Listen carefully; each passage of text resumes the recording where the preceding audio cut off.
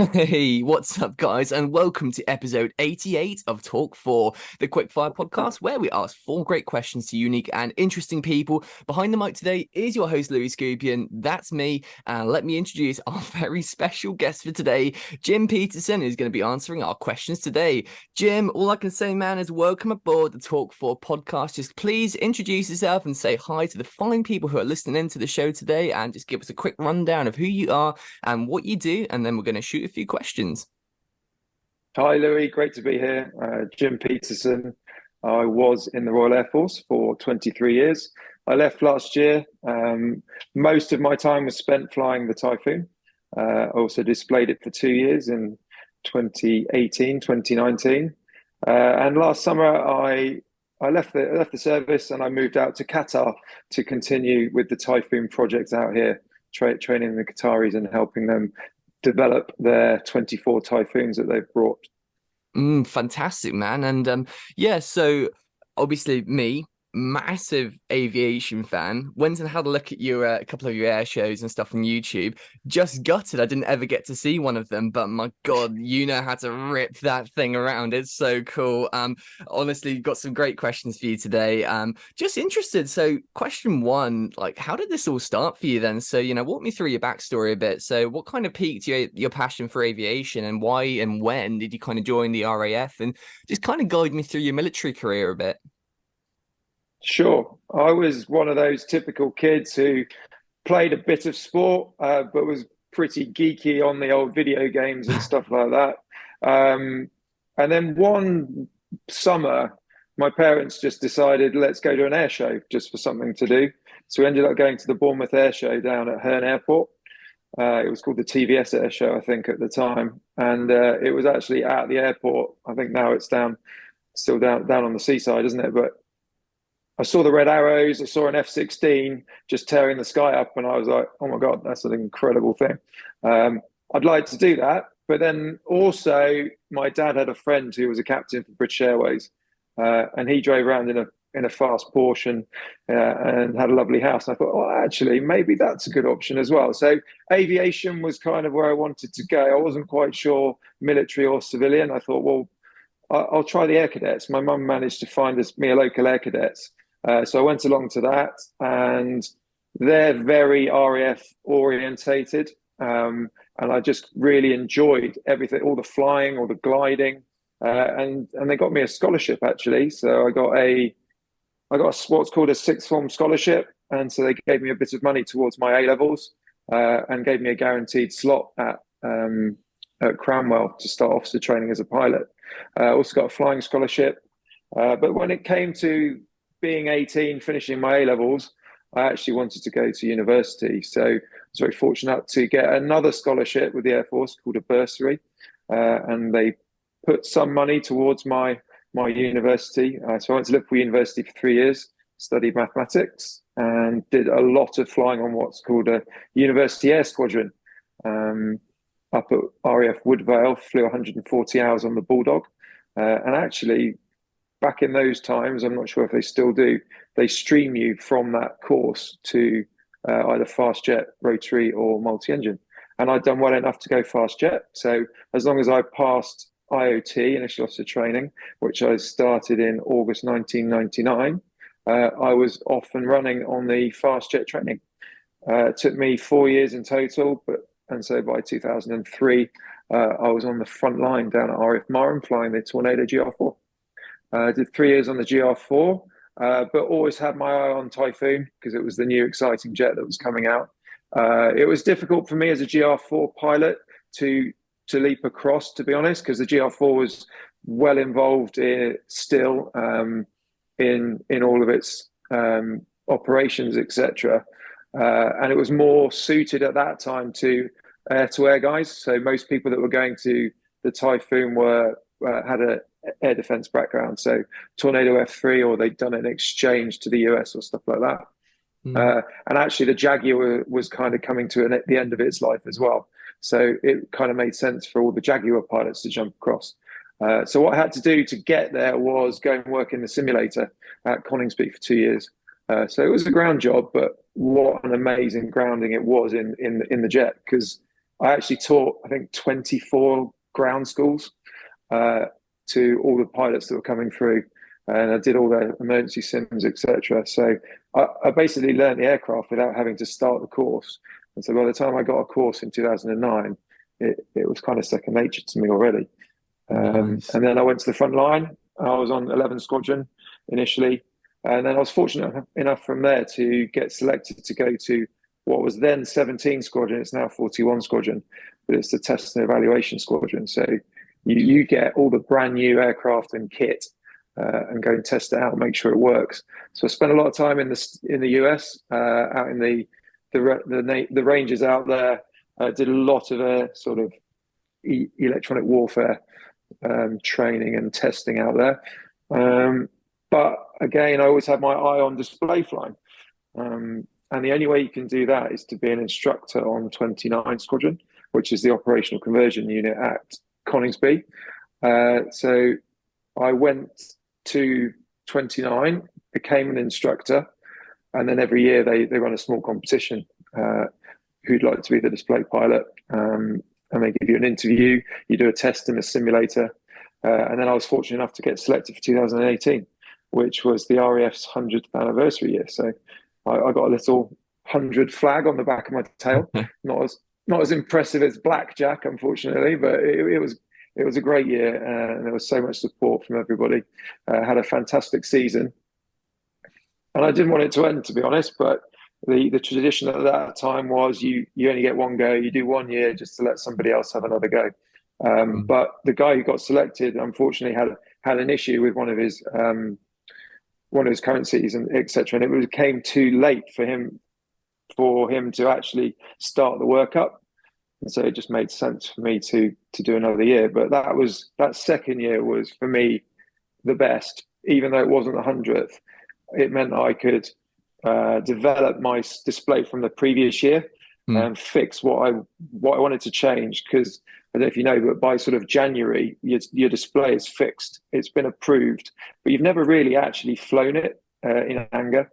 So you don't quite know what's right and what's wrong about it. There's small tweaks you could make, but a couple of the bits where I felt I was a bit too far away from the crowd, or at certain times I could change. So my 2019 show, that was me. That was my show, and I just tried to make it as noisy as possible. Just keep the reheat in.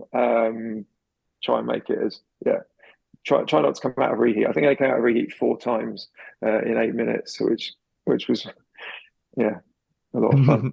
Not bad at all, man. I mean, in my imagination, the only thing I can imagine being better than flying a Typhoon is flying a Typhoon that's slick with new car smell in the cockpit, brand new, fresh off the line. I mean, that just must be pretty epic. But yeah, like you mentioned there, obviously, so you went into the solar display stuff. Obviously, I had a guy called Mike Ling on not too long ago, and we were kind of talking about the red arrows and how you can apply and how you can get into and become one of the red arrows and stuff.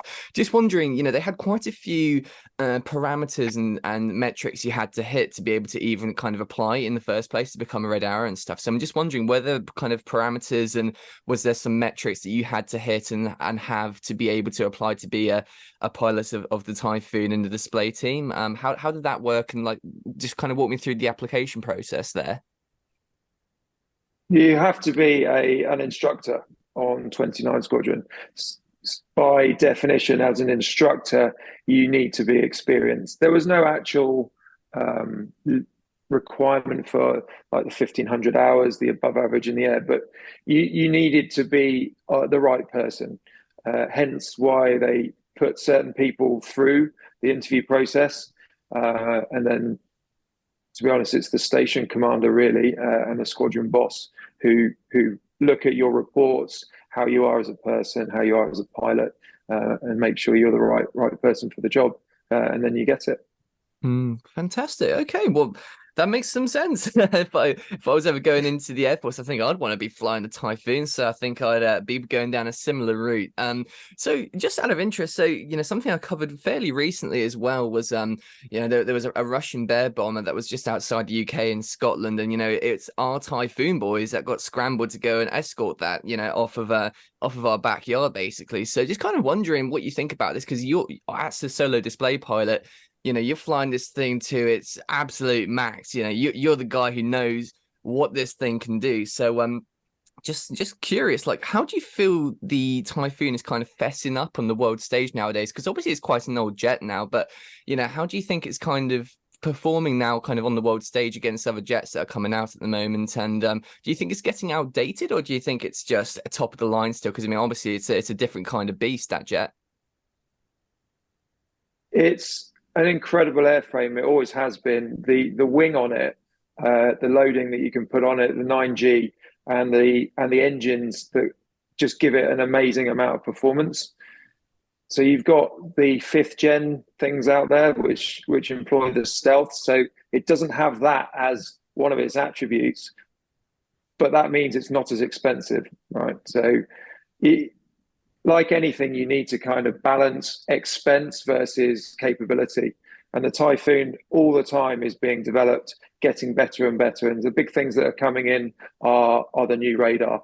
It's getting the electronically scanned radar, lots of new sensors, lots of new weapons coming in, easily keeping up pace with all the other stuff that's currently out there. So I think for value for money versus capability, Typhoon is top of the tree.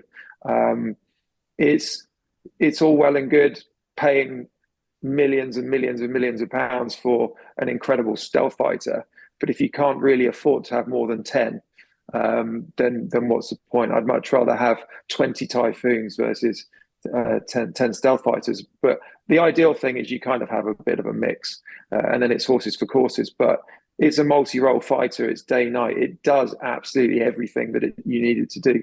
And as you say, it can sit on QRA. It can intercept bears. It's got really what we call long legs, and it can be refueled. So I took off from Coningsby once and flew all the way to America in one go. So it can fly a long way as long as it's got air-to-air refueling with it. It's an amazing jet, and I absolutely love flying it. Can tell. I mean, yeah, that thing is, like I said, it's a different kind of beast. And actually, something I heard recently, actually, my dad came out with this. I was like, wait, what? Really? He mentioned that I think it was in a simulation, a Eurofighter beat an F22. I think it was like a German one or something. I did a bit of reading up on it or something like that. And apparently this Eurofighter actually was, shot down in the simulation, the F22. And I think it was like the thrust vectoring of the F22 was actually like a hindrance towards it and stuff. So like from your perspective, as someone who absolutely just tears that thing around, in air shows and everything, if you were merging with an F22, what's your kind of plan of attack there? And do you think that's actually like a real reflection of what could happen if a Eurofighter could potentially beat an F22? And I suppose like the question as well is, like they say in Maverick, for example, can any jet beat any jet? Does it really just come down to the pilot? It's a great question. We've done a lot of training with F22. That is, if you were to say to me, what's the ultimate fighter in the world, I would say F22. Just the combination of its performance, its sensors, and its stealthy characteristics. If you were lucky enough to get close enough to end up in a 1v1 against it, without it having killed you from a long, long way away because you never saw it, then Typhoon does have some unique attributes where it can slightly outclass an F22. And what I would say is we are an amazing rate fighter. We have so much power from our engines that we can just put the reheat in and actually we can match an F22. It is the aircraft to some extent, but also it is the pilot. You can't fight what you can't see. So you can try and trick people to go what we call no joy, which means they can't see where you are. And so if you can't be seen, then you can then get an unseen entry because you're always trying to fight each other. Like it's a bit like a chess game. Like they'll do one move and you'll do the counter move to stop it. and then you'll try and do your move, and hopefully they don't have a counter to that, and then that will get you within a weapon engagement zone. But end of the day, quite often it is just luck of the draw. Quite often these things are very, very finely balanced, and just one little mistake from the other person or is all you need. Absolutely. Yeah, no, I've been quite a big fan recently of kind of like the simulators and watching some people doing the simulator stuff. I've just find it so entertaining. But I see exactly what you mean there about the whole like chess thing. It really is like that. But yeah, kind of rolling back to that question, just I'm just interested because I've been kind of asking this question quite a lot recently. So, you know, can anything kind of shoot down anything in a sense? I mean, does it always just come down really to like environment and the parameters of what's happening there? You know, I mean, there's so many factors involved usually. If there was to be, an air-to-air engagement, you'd have obviously loads of different factors involved from, the air defenses and just, what you're firing, the missiles you're using, and obviously the jets and stuff. But just kind of theorize for me, can anything kind of beat anything if it's in the right setting? And, you say like the F22 is the kind of the dominant there. How dominant do you think it really is then in like in a disadvantaged position, for example? Like anything, you're part of a bigger puzzle. Anything on its own is going to be vulnerable. So what you try and do is you try and create a layered defense. So you're not just going to be looking at the aircraft itself. They all have different types of weapons, and then we try and counter those types of weapons. So if someone's trying to fire a radar missile at you, then you try and stay out of the range of it. So you try and make your radar missile have a longer range than his radar missile or hers. If you can't do that, you can do some clever stuff with electronics, and you can try and trick the missile into going to the wrong place. If you get in a bit closer, generally the longer the range, they're usually the radar missiles. You get in a bit closer, then you can start using the heat signature of something. So you start using infrared missiles. But again, you can counter those with, you can fire lasers at them, you can drop flares, all of these things. And then again, you get even closer, you can start shooting people with the gun. The gun is actually one of the hardest things to defeat. It's really hard. You can't flare off a bullet, right? So the only thing you can do with a gun really is just try and dodge the bullets. So like anything, it's a game, and everyone has their own technologies. A lot of it's very closely guarded as secrets, as you can imagine, because if you let someone who wants to cause you harm know the answers to solving those puzzles, and then you're going to be at a disadvantage. Absolutely, 100%, man. Well, thanks for that. I mean, that's a that's kind of an aviation geeks question right there, isn't it? So that sums me up pretty much perfectly. So obviously, we may have a few future potential aviators listening in right now. So what advice would you give to the next you, for example, then? So, you in Bournemouth watching an F-16 ripping it around and over the beach, great time and everything. If you're kind of looking back to that any young aviators listening in right now, any kind of tips or any things that you learned from your journey that you'd want someone like the next potential you to know going into the industry, and what can you expect from it all? For me, the number one was definitely the air cadets.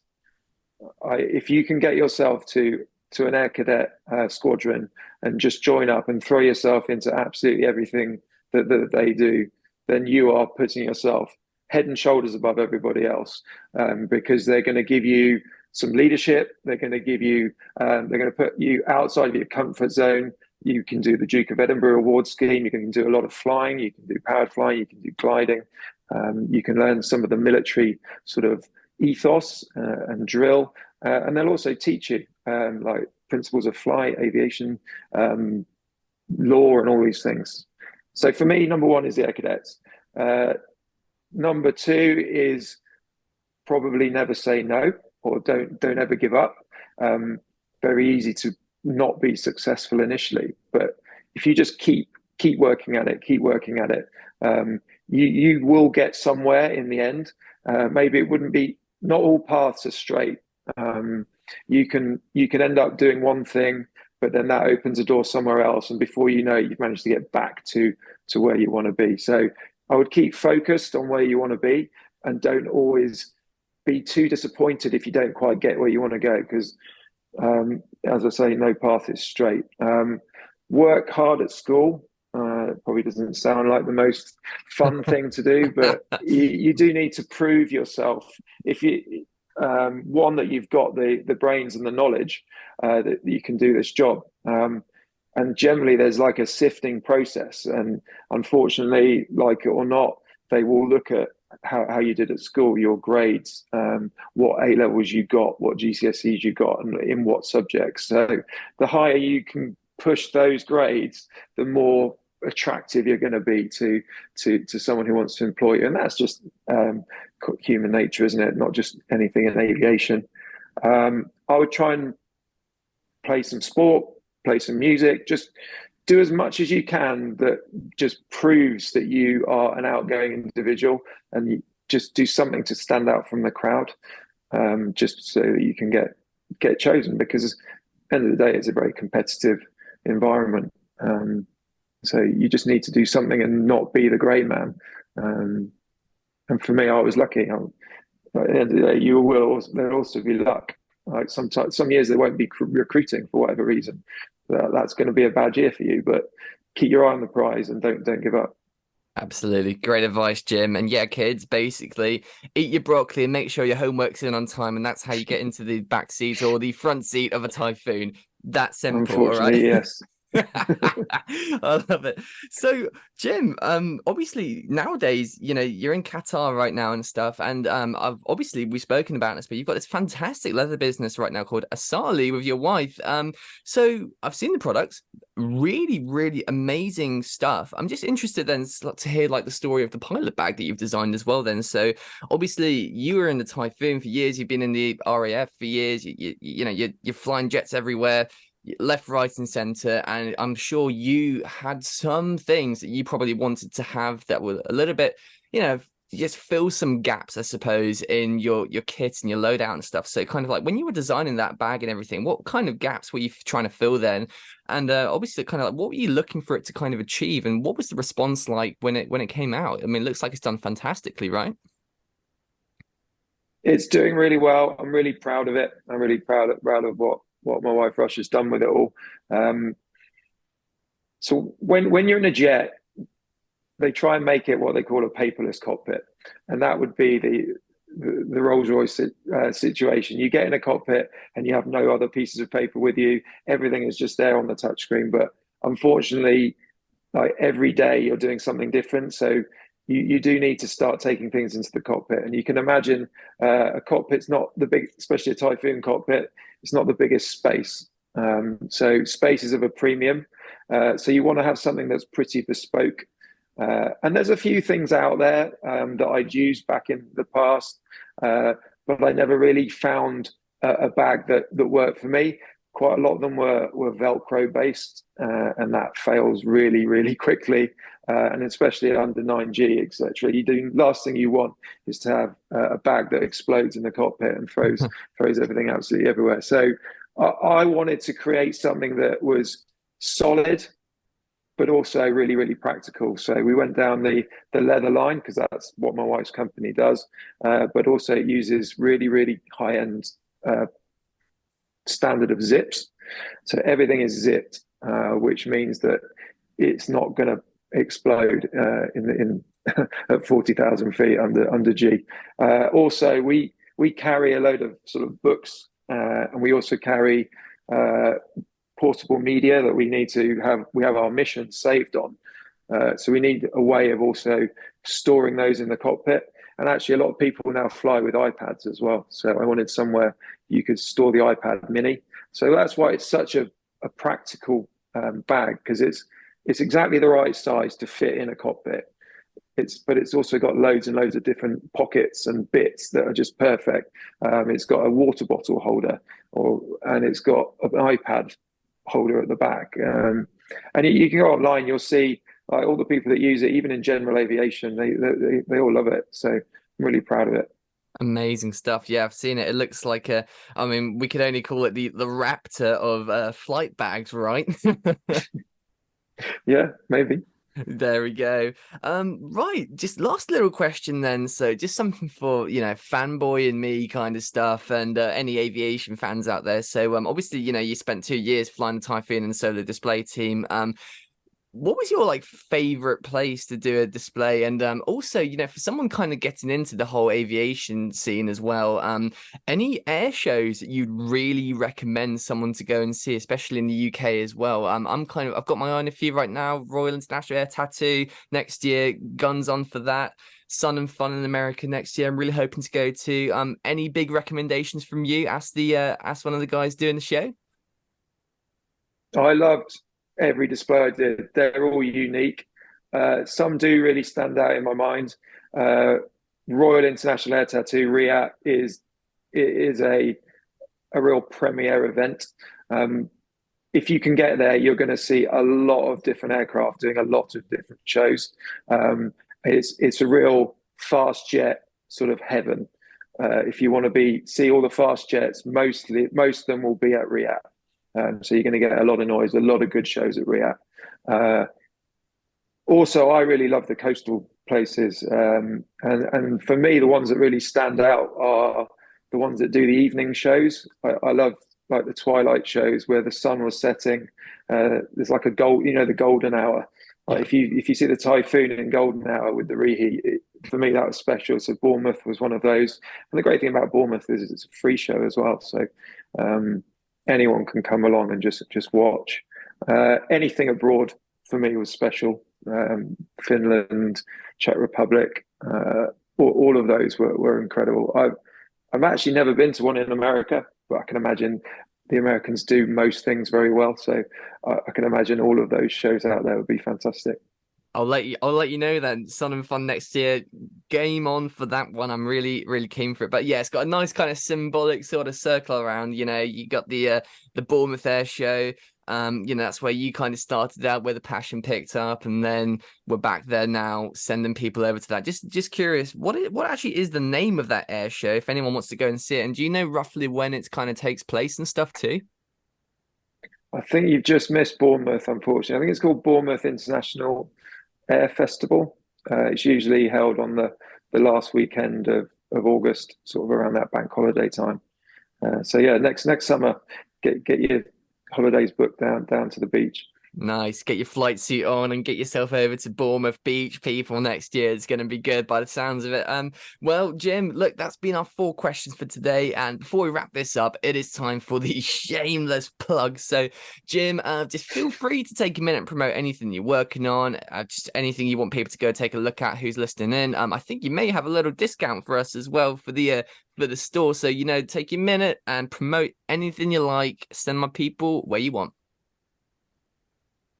Just go and have a look at Asali Designs. So www.asalidesigns.co.uk. It's got loads and loads of amazing leather gifts. So if you're a discerning aviation fan and you're looking for something that's really high end and quality, I think you'll find something you want there. And thanks to you, Louis, we're going to use the code Talk4, all in capitals, all one word, and that'll give you a 10% discount on the 10% discount on the website. Wicked stuff. Thanks for that. And yeah, I know I'm gonna be having a little shop around on there. There's some really, really cool stuff. So guys, yeah, like Jim said, Talk4 code and 10% off on the store. Go get yourself some wicked stuff. Jim here, super cool dude, making some great stuff, just doing great work. So go support. And yeah, Jim, thank you so much for joining me today for the Talk4 podcast, man. It's been an absolute pleasure having you on, and thanks for the chat. Thanks, Louis. Been brilliant. Really enjoyed it. Awesome. And thank you guys for listening too. This has been episode 88. And if you'd like to listen to the past episodes, go and have a look at our channel. And if you'd like to listen in for the future ones, make sure to hit that subscribe button and spread some love by leaving a like and a comment. Signing off for now, fights on, and see you next time. Bye-bye.